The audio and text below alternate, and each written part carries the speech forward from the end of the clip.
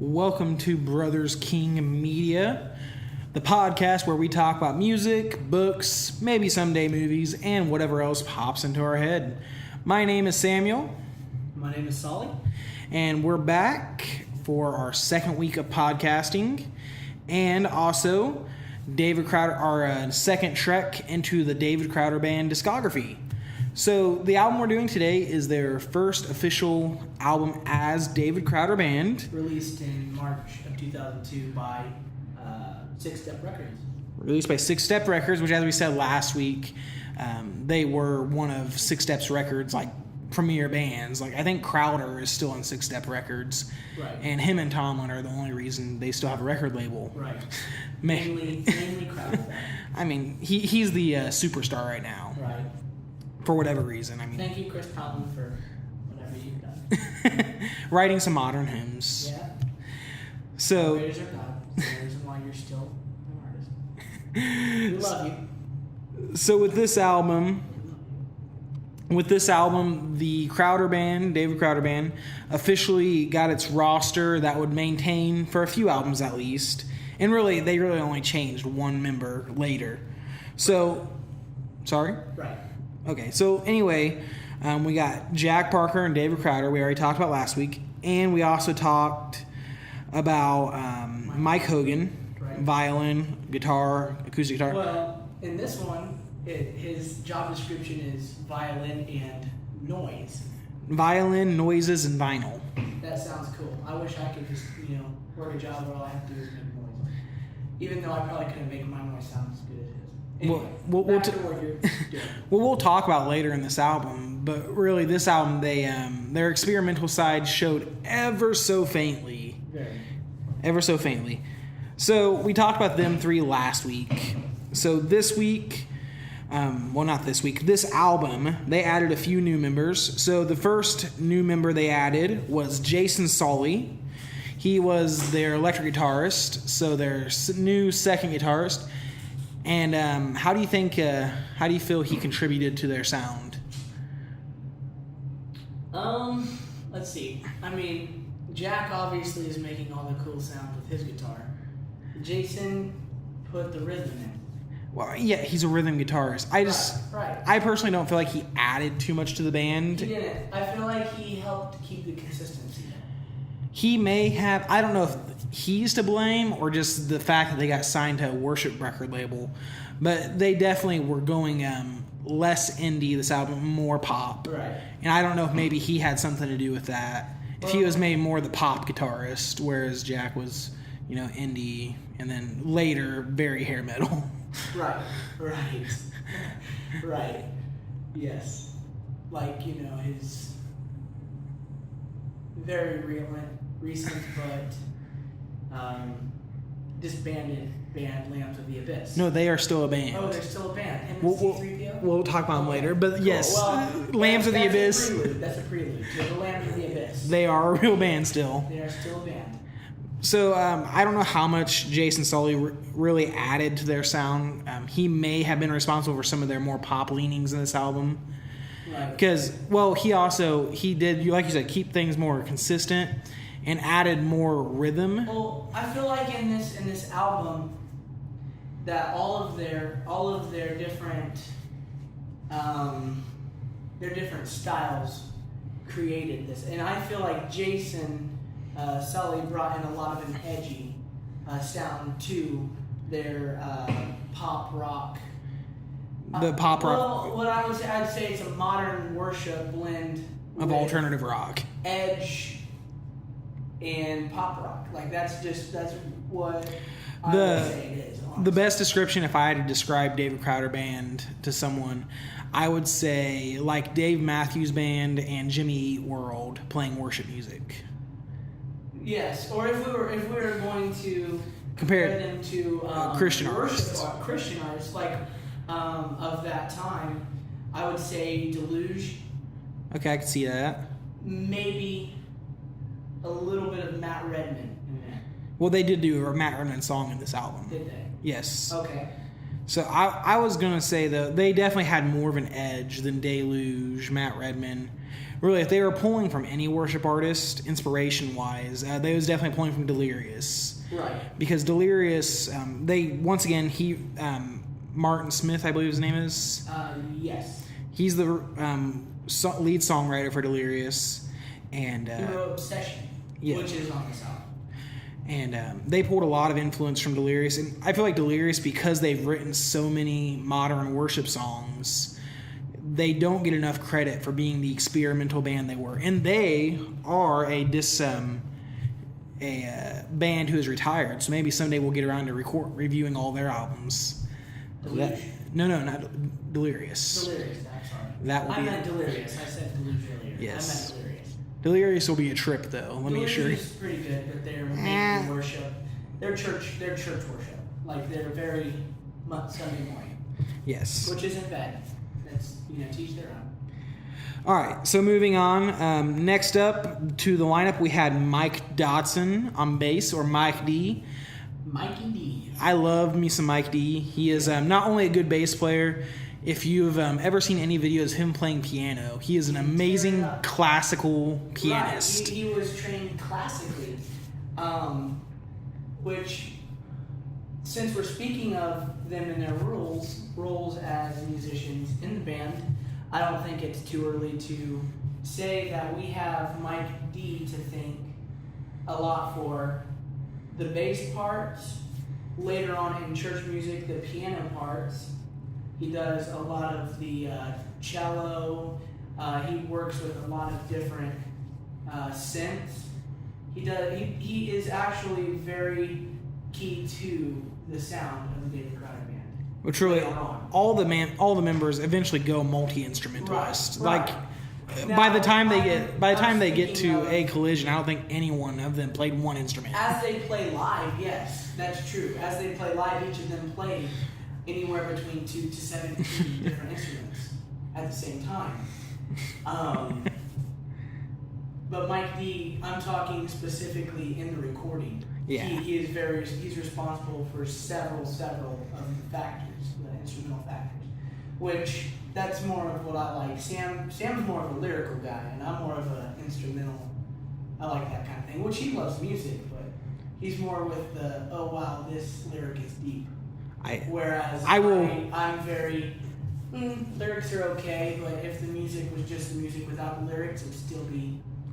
When we get into some of their later albums, I will point out some of my favorite lyric lines. Like, right. I love this line. Right. And then I will give you the weird reason why. I can already think of one that I really want to say, but I can't. We'll save it for later. We have to save it, but oh man, it irks me. It doesn't irk me. It moves you? It moves me. Yeah, irking is a different thing than moving. Yeah, irking means like means you're annoyed. I want to kill myself. Well, that's a bit harsh. All right, and then last but not least, the sixth member, we have Jeremy Bush, a.k.a. The B-Wack. He is amazing. And I forgot, I can't fail to mention, yes, he's the drummer. He plays the drums in a lot of their loops, electronics. And beyond that, I would be remiss if I didn't mention these six guys, particularly the B-Wack and Mike D, are very intelligent people. Yes. They both received doctorate degrees in like engineering. Do they really just receive doctorates? Doctorates. Man, I didn't realize that. And this was as they were kids. Mike D joined the band at 18 years old. Did he? And he already had his bachelor's. For sure? Yes. Yes, I read this somewhere. I cannot tell you for sure where. I'll look it up later. But I remember reading about this. I don't know if the information is true. I obviously did not obtain it from them. I do know I was watching a interview with them, and he was saying, Crowder was saying that Mike D was such a smart college student that they just started giving him grants and just basically paying him to go to their college. Right. Because he was so smart. Yeah, they were paying him to go to their college, so he went to their college for money. That was his job. Because he was just that smart. Yeah. So that's probably why he's got so many degrees.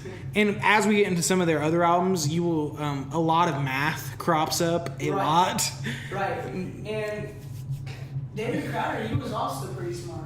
Like, yeah, they're all pretty smart. Well, they're all. It's funny. They all went to a Bible college, but you would think they went to like. Right. They all went to. I know the word. Baylor University. It wasn't Baylor. It was Baylor. Yes, it was. We'll fact check that for next week, just for the sake of time. I know for a fact because it was on their website, but okay. We'll double check that for next week. We'll double check it, but I'm pretty sure I'm right. So that brings us to the album. So this album is Can You Hear Us, their first official release on Six Steps Records. As the band, David Crowder. Yes, David Crowder Band. And I'm doing like the asterisk sign in the air right there for those that can't see me because all you can hear is my voice. We'll put that in the closed captioning. David Crowder. Hashtag. No, asterisk band. Yeah. There we go. Yeah, there's the flash of the hand. So, my bad, hashtag. I will throw out there, David Crowder Band loves throwing themes in their albums, which is one of the reasons they're one of my favorite bands. Right. And one of the themes they throw in is the syllable count of their album titles.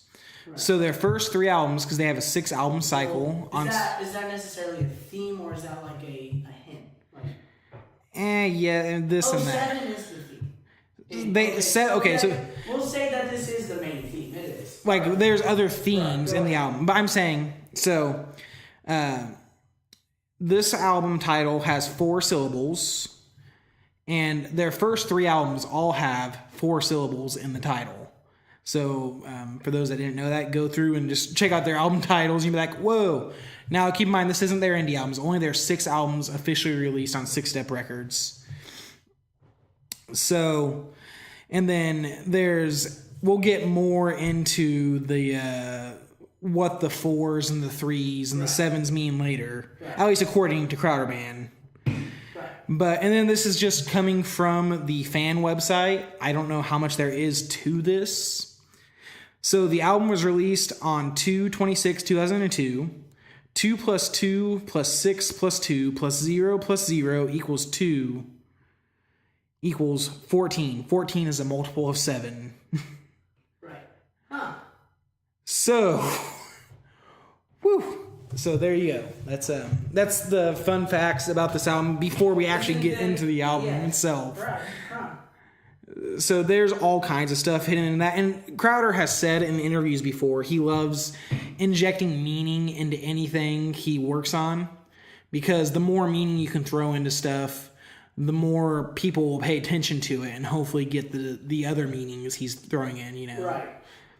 Of course, the main theme of all of these, is the number 7. They throw that in a whole lot, so much throughout the. And we'll get to that in the third album. We'll get to why. We will get to why, but I want to speak specifically of the theme of this album. According to David Crowder, the album has a couple themes. First, there's the fact that often we feel disconnected from God.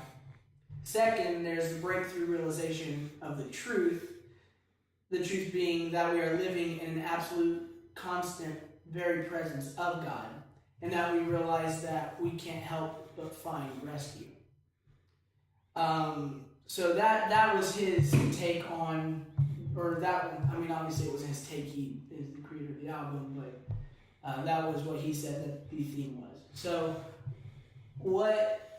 how do you see that in the songs? Do you see his, where we can find the rescue, or even like just feeling the absence? I feel like they hit the themes much better in later albums. Right. As far as themes go, I mean, yeah, in a general way, you could say, these songs are all about Jesus. Jesus is our rescue. Right. You could say that. But for the most part, I feel like these are just more a whole bunch of songs that they either...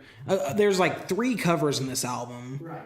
And then the rest, I feel like, are just songs that... Well, there's at least 3 other songs that were from the previous album. Right. All I can say. Right. So a lot of these were just stuff they've been sitting on, I feel like, and just said, okay, these all go relatively well together. They're all worship songs. Yes. Let's just kind of get our feet wet here and see what we can do as a band. Right. That's actually, yeah, that's very, I don't know the word, very... Descript? Right, okay. That sounds like a good word to use. Okay. We're gonna throw that in there. All right, so... You're the one with college education. I mean... No. A few You went to college, at least. I work in a car dealership, so just go ahead. All right. So let's go ahead. That's kind of a little background on the album. Oh, and before I get much further, I will also mention the producer of this album. Make sure I'm saying this right. Brent Milligan. Exactly. Brent Milligan. And from what we looked up on this album, he didn't do too much before this album. Is that what All Music is saying? He did, yeah, that is, like, honestly, his record, and we're going to call it track record because this is where they keep track of what he's done. His track record actually starts in 2012. That's as far back as I can find. So there's nothing on there before this? I cannot find anything else before 2012. That is weird. I do know right now he's a very prominent producer. He produces all kinds of stuff. He's produced Stephen Curtis Chapman. What else did you say? Torrin Wells? He's produced for Torrin Wells. But looking at his record, actually it's a little bit before 2012. He produces, which it doesn't give us the year, but he produced the Worship for Your Family 35 top worship songs. But that's the very first thing. But then right after that is he engineers and plays cello for Emmanuel Lalinda or whoever that is for Volver. But then the first year they give us is Stand Up 2012 P27 band. But he composes for that. So anything after that is what he produces. So the very first thing he produces after 2012 is Season of Reflection, which maybe that's something of his because it doesn't give us an artist. I don't know. That's weird. I mean, it does say right on the back of the album cover here that Brent Milligan produced it. So for better, unless there's two Brent Milligans out there and I just don't know about them. Right. This is the only Brent Milligan I'm aware of. Now he was the bassist for Avalon. Was he? So he played bass for Avalon for a while. And he produced and composed for Zealand. Okay. Fun fact for all you VeggieTale lovers, he did produce Oh Holy Night, the movie, Journey of a Little Drummer Boy. Among many other things. Something else that's really cool is all of us know DC Talk and Jesus Freak. He played bass for it. Okay. So he was a big studio musician, if nothing else. Right, very big studio musician. Charlie Peacock.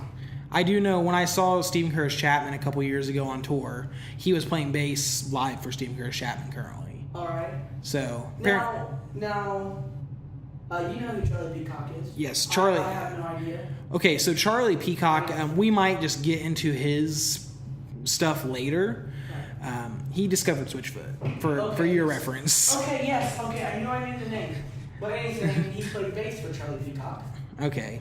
Yeah, so, Charlie Peacock is a totally underrated artist, but we'll get into him later. All right, so let's move on to his production style. He, as you guys probably noticed from the credits, he produces a lot of very modern sounding stuff. And that extended back to 2002, where he honestly made this album sound very modern. It sounds, if this wasn't the DavidCrowder Band, it sounds like a worship album from 2002. And just the way it sounds. It's very crisp, clean, a good chunk of distorted guitars. Exactly. Yeah. Everything's very streamlined. And they even cover some popular worship songs of the time. Right. So, contrast that, who was the last week's? The producer of All I Can Say. Last week, I don't recall. It was Vic something, I want to say. Yeah, Vic something. He actually produces Illuminate, so we'll get to him again later. Okay, but you can definitely tell the difference in the sounds of the producer here. Right. Because Brent Milligan's production is so much cleaner and crisp.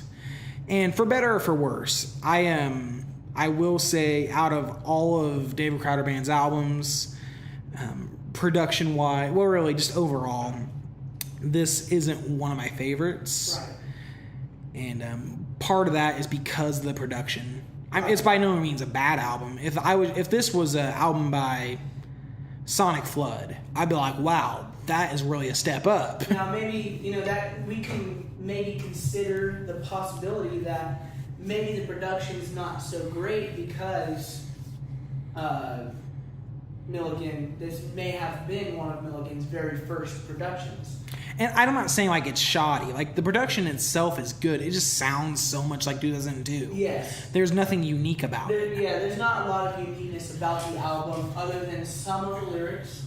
They do, at this point, still have some very moving lyrics. Their lyrics are a step up from the album previous, I feel like. And the music, some of it is creative. Like I said, if this was any other band but David Crowder Band, I would say it's that band's better album. Right. And it shows how much of a fanboy I am, or just simply saying how good David Crowder Band is, that what would be other bands' best album is their worst album. Right. So, let's go ahead and, now that we've talked about the album, the producer, the musicians, let's jump into some of our favorite songs or songs that stood out to us. And I will just start with... Well, we haven't quite... Now, there's a fun fact about one of the credits in there. Photography is by... the photography of that album is by a lady by the name Kristen Barlow, which is one of the Barlow girls. Are you positive? Later on, yes. Oh, you just fact-checked her? So, one of the Barlow girls... She was the photography. This was before the Barlow girls existed. Which doesn't later on in one, I forget, it may have been church music. That You're thinking of Lacey Stern. Or back then she was Lacey, I can't think of her last name at the time. Okay, so Flyleaf it's Girl. It's a different song. They may be in other album. You're right. They may be in other songs. I know. There's a song I'm thinking of. No. Don't they in church music? Don't they cover one of the Barlow Girls songs? No. Okay. No, that you're thinking Flyleaf. Okay. It's a Flyleaf song they cover. Yes, that's Flyleaf. Okay. Well, anyway, but that is a fun fact. So, a couple other credits I'll mention here. Sarah McIntosh and Robbie Say did the backup vocals on this album. So, once again, Robbie Say returning from last week. And I do know he eventually toured with David Crowder Band, so they must have been pretty good friends or something. Right. And then Sarah McIntosh she's now a solo artist. She's had actually a couple albums as a solo artist. Back in the day, it wouldn't have been too long after this album was produced, she was in a band with her two siblings called Chasing Furies. And they only ever released one album. Okay. And then she later, went as a solo artist and stuff. Actually, no, this would have been after Chasing Furies. I take that back. This would have been after Chasing Furies because she wasn't Sarah McIntosh in that album. But we'll maybe talk about that album another time as a one-off because they only ever released one album. Huh. So is that all you have to say about the album itself, like as a whole package, productions? Well, I was looking here through trying to find some information on the master, the guy who did the mastering for it. Okay. Like the mixing and the mastering? Yes, mixing and mastering of this record, which so far I have not found very much, but also I'm not sure I've ever... The master wasn't Chris Lord Alge, was it? No, it's not Steve Martin, Steve Short. Yeah, I don't know. Which like I said, never heard of. Of course, I wouldn't be the one that has. The only reason I said Chris Lord-Alge, if you look at any albums, not just Christian music, all music, Chris Lord-Alge has mixed so many albums. Like, just look him up sometime. I'll be surprised if he hasn't mixed at least one Crowder Band album. Right. Because he has mixed everything under the sun. That's what he does. He's a very big mixer. All right, so moving on to the album songs themselves. We'll start with track 1, I Need Words. And this kind of begins their, I don't know if you would call it maybe a tradition of having a short, almost interlude song. Right. Because on this album, they have I Need Words. Right. And then the next album, they have Sparks Fly, which is even shorter. And then, I don't know if you count it as an interlude song, but the album after this, they have Everybody Wants to Get to Heaven as like a very short snippet. Right. Prior to the album. What are you still looking up? I was trying to look up more on the tracks, the track listing, and see what kind of feedback we could get. But so far, there is no feedback from anyone. Well, this is one of their not as well-known albums, as I said. So, this song, I Need Words, any thoughts on it? Yeah, I Need Words. So no thought. It was written solely by DavidCrowder, and you can kind of tell it's just his general acoustic, simple stuff. And then we have the first really big song on the album, and I think it was a single back in the day. The only reason I say that is because it was released on their Greatest Hits album, which we'll talk about that some other time. I have very strong feelings about that album. Right. But it was released on their Greatest Hits album. Is Our Love Is Loud. And I feel like this song was the precursor to all their other singles, honestly. Right. Now musically, yes, because they did throw, like, they sometimes would throw in different, like, beats. I'm not saying there's a different count, but it started off with one, like, simple snare and hi-hat. Mm-hmm. Very simple drum, but later on it adds something different, which that is all music, but this is very important because a lot of their music later on becomes this, I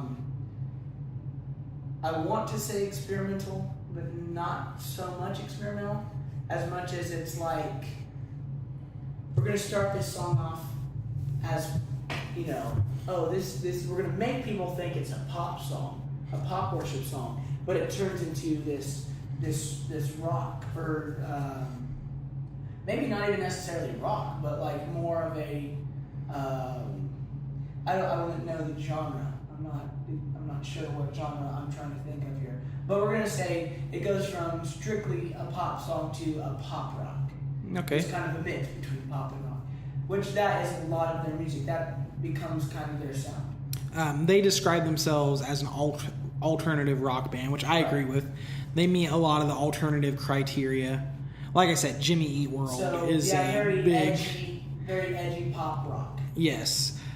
And Our Love Is Loud, it sounds a lot like later songs like Holy Yours, This Is Our King, right. Everything Glorious. It really fits that mold of upbeat, I would say deceivingly simplistic pop songs that they would release as their singles, which this one was fairly simple. It was honestly a fairly straightforward worship song. Nothing too special about it, in my opinion. And once again, written solely by David Crowder. You can tell the ones written solely by David Crowder, and I don't want to... He is by all means an amazing artist. Right. He has definitely earned his place in, the superstardom of worship. But on the same hand, you can definitely tell these songs the other band members have their hands in, because they tend to be so much more creative. Right. Whereas his songs are just very straightforward 3 chords. Which is kind of, I would I'm not going to take any credit away from him, as you said, because of that. But because, as a songwriter, it's a whole lot easier. Like my songs, if not for you, when we get together and we write our songs, my song would be very, very simple. Not that there's anything wrong with simple songs, but we all know that the more creative your song is, the more catchy, the more people are interested. Most of the time, there are examples out there. We're just going to generalize right now. There are some people out there that. There are some songs out there that are way too simple, but way too simple, and people love them. Like, just don't even get into specifics. Just moving forward. Specifics because Chris Tomlin's still a good artist. Anyway. But as a songwriter, it is a whole lot easier to have more than one person writing lyrics. Because I can think of a line that I think sounds great, but if you can think of a line that you think sounds greater and I also think sounds greater or better, then that just makes the song even more. I mean, really, it just goes back to something. I was listening to reading an interview by Peter Furler, and he said collaboration makes every song better. That's why he always likes collaborating with Steve Taylor. Yes. Because collaboration will always make a song better. Just like a lot of the great hits of the past are collaborations. You have John Lennon and Paul McCartney as a great example of what collaboration can do. Right. So I will say David Crowder's songs get much better when he's collaborating with someone. So Jack Parker, Mike Dodson, even the B-Wack, even he wrote some lyrics. Actually, he's been his hand. As far as I've seen so far, his hand has been in all of their songs from this album on. As he comes in all the way to the end of their career, he is one of the names. Because there's several that some of their names aren't listed in it because they didn't help write it. But Jeremy Bush, aka the B-Wack, and David Crowder, aka Crowder, are the only two that are always in there. Not on this particular album, but in future albums. Future albums. Well, we'll get into that later. I will say, I'm just kind of glancing through the songs here. Only co-writer thus far I've seen has been Mike Dodson. So he helped co-write God of Creation, which isn't a bad song. And then we get into the first cover of the album, All Creatures of Our God and King. Yes. And which that song is public domain. It's a hymn. It is public domain. But it is also it is a commercial. Right. So I don't know who originally wrote it, even when it was originally written, because it's public domain. The feeling I get from it is that it had to be like a 1700 song. It has that feel that you can tell this was probably originally an a cappella song sung in a big cathedral. It's Catholic based. This is one of the songs that Catholic choirs can sing. And as we know, Catholic choirs are usually a cappella. Yes. And we're not Catholic. No, not by any means. And I have my gripes with Catholicism by many. With modern Catholicism, now this is off subject, but original Catholicism was not as liberal as modern Catholicism. But a lot of it's still messed up. But a lot of it is very, very messed up and very twisted. Especially back when you go to like 3rd century. Right. But let's not go into dissecting. All creatures. What I was going to say is I like a lot of older songs that would have been sung by like a Catholic choir because they tend to have creation imagery in them. Right. Nature imagery. And I'm a big fan of that. I think it's something that is even done in the Psalms, in the Bible. Creation imagery is something that's used and when well done, adds to a song greatly. And as it is my part, I would like to point out, if I'm going to give this song credit, I want to point out that the music does have a very good capture on the sounds. This is called All Creatures, and I feel like when I listen to the music, if I was listening to the music without the words, I would think of creation, because it's got a lot of celestial sounds, a lot of just different sounds that remind me of nature. Not only do the lyrics remind us of creation, but I feel like the music very well, very professionally, I want to say professional, coax and works with the lyrics. Mm-hmm. And that's always a very good attribute in music. Your lyrics your music should always collaborate very well with your lyrics. Yeah, absolutely. That's what makes a great song, in my opinion, is when the lyrics and the song match together and make a beautiful whole. And even though this may have been originally an a cappella, we're going to give them credit because they did take something that was one way and experiment.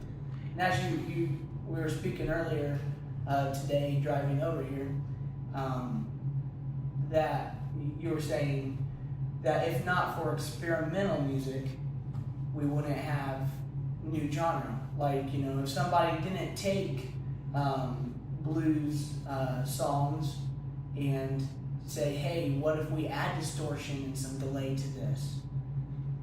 We wouldn't have classic rock, which I love. Exactly. So thank you, blues, or whoever tamper with it. When you tamper with the recipe, it's like, somebody took chocolate chips and added it to the cookies when they were tampering with blues and created classic rock. I just want to say that. But anyway, I'm very hungry right now. So, All Creatures of Our God and King, it's definitely their most experimental track, and it wasn't even the track I was planning on talking about the most, but it was worth talking about. It stands out, if nothing else. It does stand out. And that's something that's severely lacking on this album, is stuff that stands out to you. Right. And speaking of songs that stand out, that actually leads me right into the next track, God of Wrath. And this song, I don't know if you got this view or not, this thought on it. And now, before you say anything, do you want me to tell you what my thought was to see if it sure, I will see. Now, in this song, God of Wrath, which I just love the title. The title itself is pretty cool. Because wrath isn't necessarily a great thing. But, when we think of wrath, we think of trials, we think of things that aren't necessarily fun to go through, aren't necessarily fun to have to deal with. But when we realize that He's not only the God of love, but the God of war. He's God of wrath, but He's also the God of peace. But when we make Him our God, the God of the wrath we're going through, He can then become the God of peace. That's a really cool way to look about it, and I was not even going in that direction at all. But that is really cool. I like that. I like that a lot. And also in this song, it's a lot of contrasting, compare and contrast. God says, yeah. Go ahead. Well, it says it's funny because the song's called God of Wrath, but then the lines of God of love, God above, God of peace, God of me, God of right, God of light, God of the weak, God of me, and then not really too much else. So I like your thoughts on it. The title itself is provocative, which is cool, and that's something they get down very well later. And that's why I feel like this album has a lot of the seeds for future great albums. Right. It just takes some time. Right. So, with that said, honestly, my first thought when I heard this forever ago. I can't even tell you the first time I heard it. Right. My first thought was that Toby Mac's The Slam. The intro reminds me of it so much. And I was so disappointed when I got to the chorus and I didn't hear Toby Mac shouting. Because that's why I'm expecting, because the verse builds up, and you're like, yeah, this is like intense. Kind of this song goes it goes from that into like an acoustic, like a praise chorus, like a worship chorus. And the song says it was written by David Crowder solely. I don't know if maybe one of the other members just didn't get accredited for this, or maybe he solely did have his hand in it. But I get the feeling in this song, like he had this really epic verse. He's like, this verse is really cool. And then he had this chorus. I was like, well, it's another worship chorus. And they're like, well, we might as well put them together. Right. And I'm just hoping for so much, and the chorus just kind of lets me down. Right.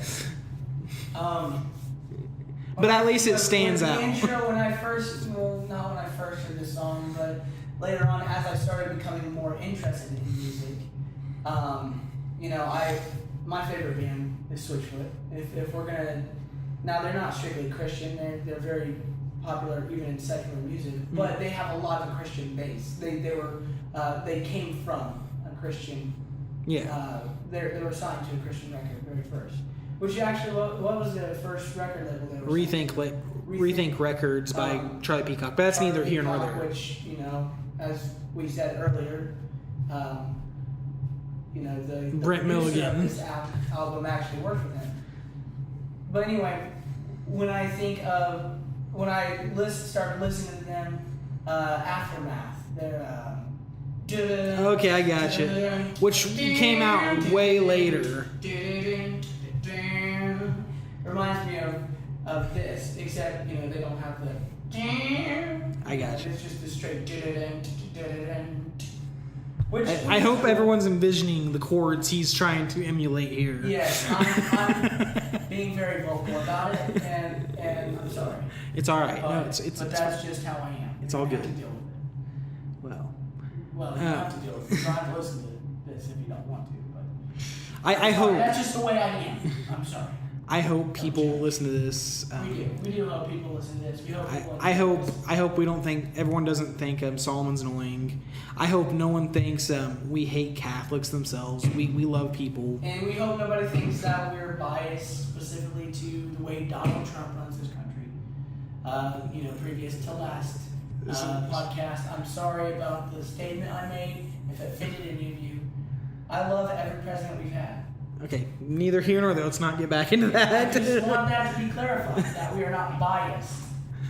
We're very Christian, and I'm more conservative. You're a little more liberal. We'll just, everybody has difference.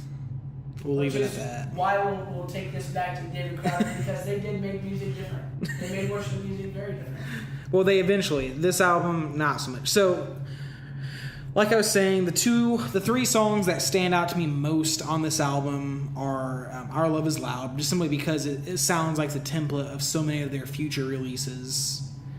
And then All Creatures of Our God and King, just for being an experimental retake on a public domain song. And at that, I appreciate that it's a hymn that you wouldn't hear too much. It's not Amazing Grace for the 150th time. Right. I really appreciate that. And then God of Wrath, just simply for an epic intro where the chorus lets down. But if nothing else, the title's provocative.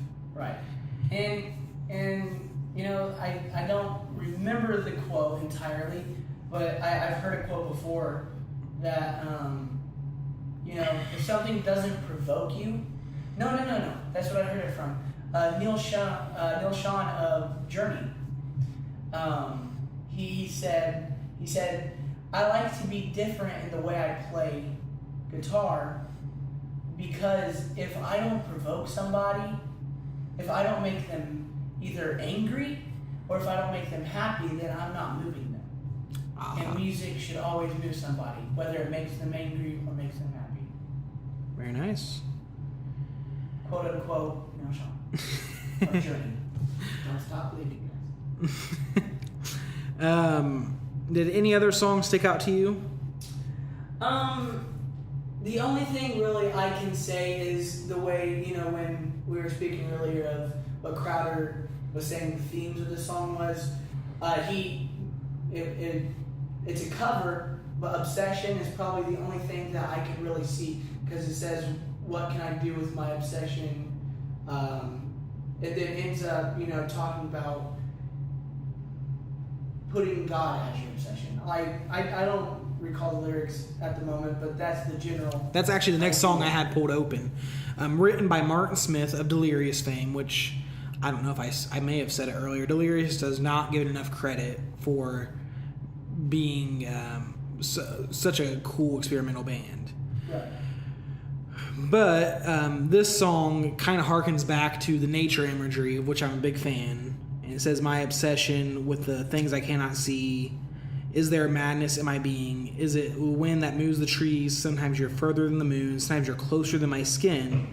And you surround me like winter's fog. You've come and burned me with a kiss. And my heart burns for you. And my heart burns for you. Right.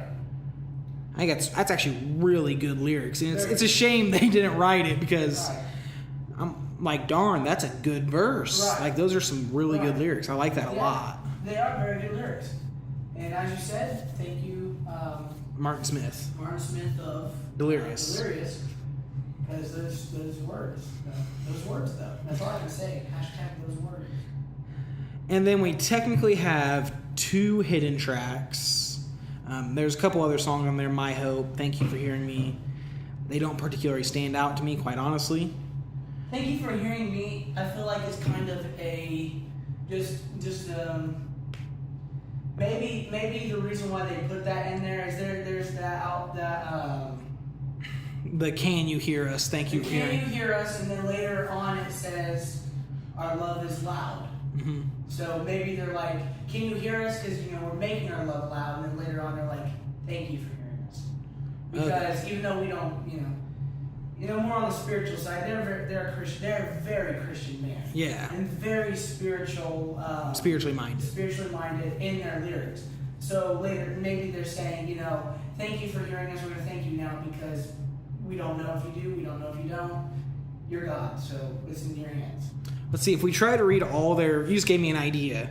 Let's just try and read all their titles together as a sentence. I need words. Our love is loud. You're everything. God of creation. Wonderful King.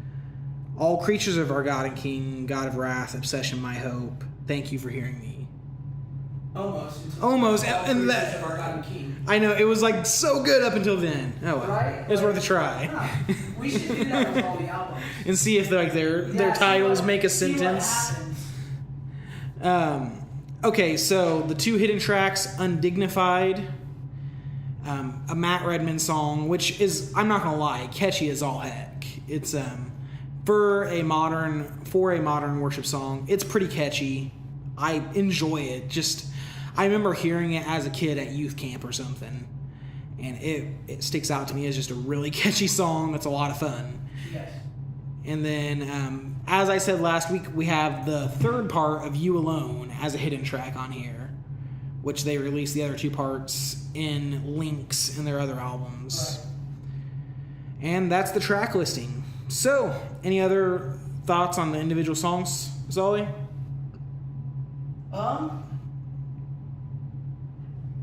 Really, not so much. I feel like, as a start, it's an okay listing. So let's just segue that into our final thoughts. Our final thoughts and rating. Our final thoughts and rating. So I honestly have been toppling this over in my head how I would rate this album, because one part of me doesn't want to rate it too high because it's so inferior to their later work. Right. So part of me wants to rate it as its own piece of work. Right. And another part of me is like, I should compare it to everything else they did. So compared to last album, let's not. Okay. Let's rate it from the last album. Okay, that's fair enough. So last album, it's an average between both of us. A 4.5. We give it 9 points. Potentially 9 points. That's the potential. 3 points for consistency, 3 points for lyrics, 3 points for music. And you gave it a 5, I gave it a 4, so it averages a 4.5. This one, musically, I'm gonna have to give it, out of the 3 stars, I'm gonna give it a 2. Because the musician, we have to realize this is their first album together. Mm-hmm. and they mixed very well. Mm-hmm. With it being their first album, all of them being young, 18 to 22, that's how old they are. I won't give it a 2 for the music. Now lyrically, we can't give them a lot of responsibility for the lyrics because several of them are old hymns or one of them is an old hymn and a few of them are covers and then a few of them are previous. So I'm gonna have to give it a 1 for lyrics, just because of those facts. Not saying the lyrics aren't good. We're just gonna say they're not new. Mm-hmm. They weren't fresh. And then consistency. Or how it holds up against everything. How it holds up against everything that they've done up to this point. And, Christian music at the time. At the time. I'm going to give them, all music at the time. Right, How about that? I'm going to give them a 3 on that. Really? Because it's very consistent with the time. Like you said, it was made very modern. And then also, each of their songs have that kind of, that different, that like, it starts out one way, but ends a completely different twist than you thought it was going to. So, what's that give your final score? That gives my final score a 6 out of 9. Wow.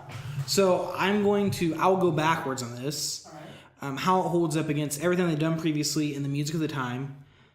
I don't like music that dates itself as a specific time. Now, let me rephrase it. I like music that sounds like 80s because I like 80s music. Right. Absolutely. I like 60s music that sounds like 60s. But if music should have a slightly timeless quality to it. Right.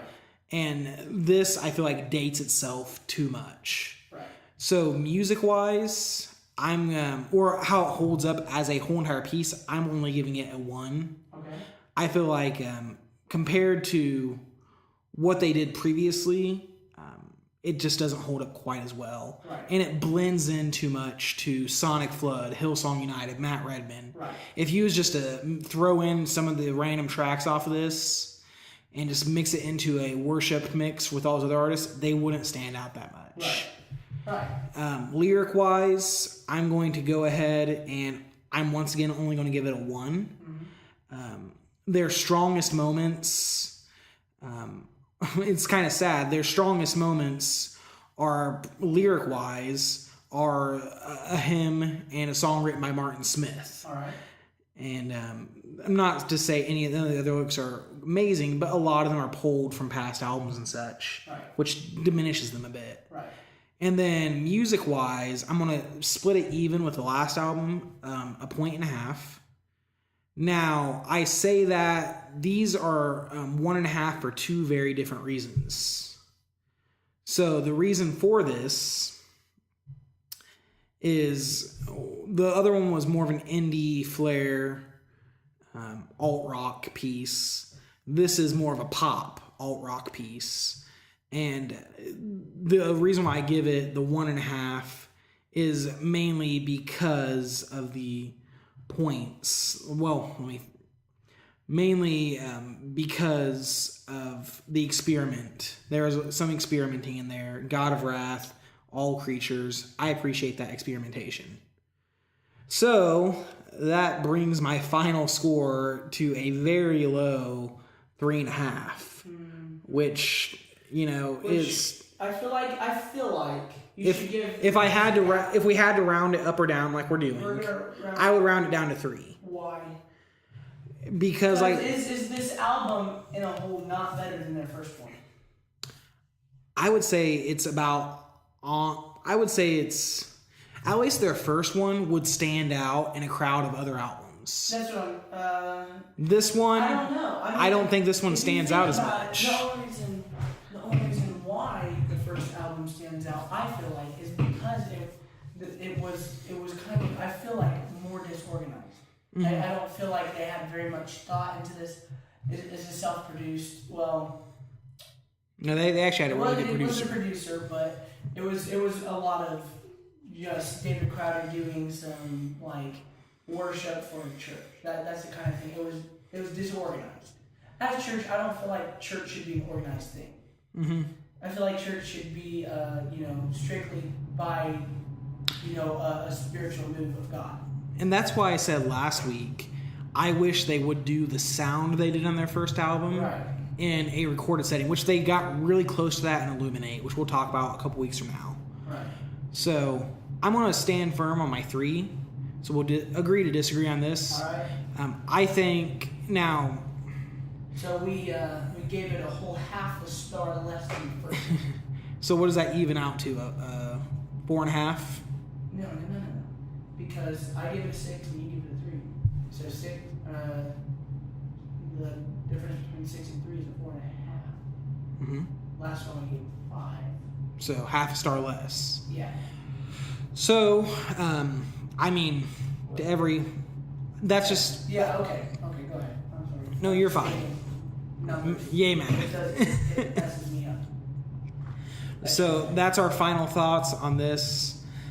I feel like the better things were to come, and so that is hopefully you've been able to hear us on Can You Hear Us? Right.